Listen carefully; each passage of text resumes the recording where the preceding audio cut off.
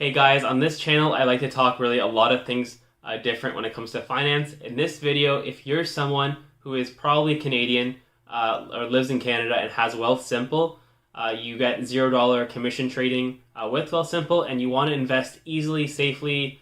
You don't want to stock pick every single stock that you want to have. You want something that's diversified but still in stocks that will perform well.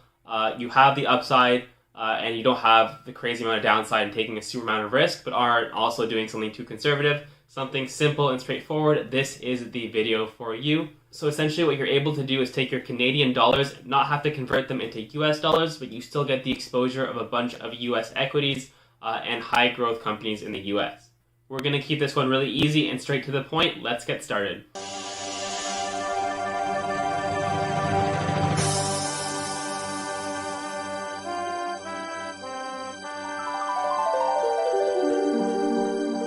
Alright, so the first ETF is going to be mimicking what you see here. This is the S&P 500, the 500 biggest and best names in the US. This ETF is weighted by how big the company is, so the biggest name would be Apple, followed by Microsoft, and then names like Google, Amazon, Tesla, Meta Platforms, Nvidia, Visa, MasterCard, and you have all the banking system, healthcare, energy, industrials, consumer defensives.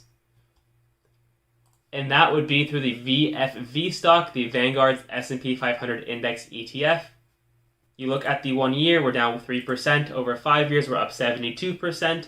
And this just mimics, again, the 500 biggest names. And this is what most people do, really, when they're indexing their money into a fund. They're putting them usually in the S&P 500. So this is the most basic. And if you just put all your money in the S&P 500, most likely you'll come out very well over the long term, 5, 10, 15 plus years.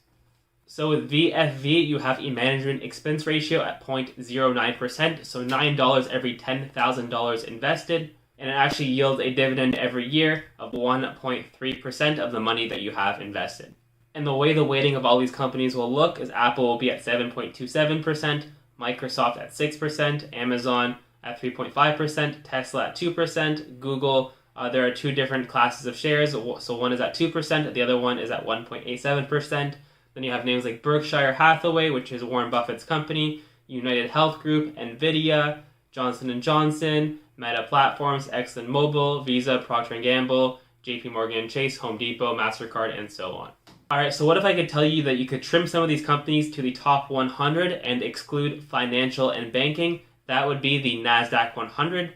And what that would look like is Apple would be at 13.17%, Microsoft at 10.4%, Amazon at 7%, Tesla at 4.71%, Alphabet, which is Google stock, Nvidia, Meta Platforms, Pepsi, Costco, Broadcom, Adobe, Cisco, T-Mobile, and so on. So the Canadian ETF that would track the NASDAQ 100 in Canadian dollars would be XQQ. Again, over the past 1 year, down 13.38%. Technology has had it rough for 2022. However, over the past 5 years, it is up over double, at 115% over the past 5 years. The management expense ratio on this one is a little bit more expensive, looking at BlackRock's website at 0.39%, so about $39 every $10,000 that you have invested. And the last one, which is one of my favorites, this ETF is called HGRO, Horizons Growth Total Return Index ETF Portfolio, and this is an all-in-one ETF. And the idea behind HGRO is that it's 33% the S&P 500, 20% the NASDAQ 100. However, it's more diversified as you have the S&P TSX 60, which is the Canadian or the top companies in Canada at almost 18%. Developed international markets, so think companies like Japan and some places in Europe. The Europe 50 index and emerging markets, think places like China, Taiwan, and so on. Again, almost 55% of it being the first two ETFs that I showed you guys, VFV and XQQ, the S&P 500 and the NASDAQ, but you're also getting that diversification from across the world as well. And this one does have a management expense ratio of 0.16%. However, it is subject to fees of the underlying ETFs. So by the end of it, you're paying somewhere between, let's say, 0.3 and 0.5%, which is anywhere from $30 to $50 every 10,000 of your dollars that are invested.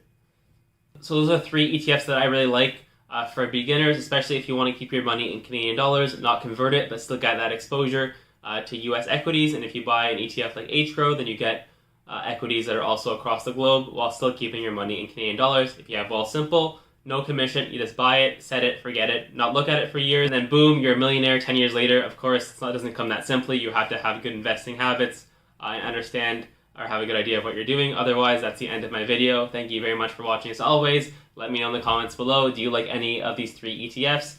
Don't forget to subscribe and hit that like button, and I will see you guys in the next video.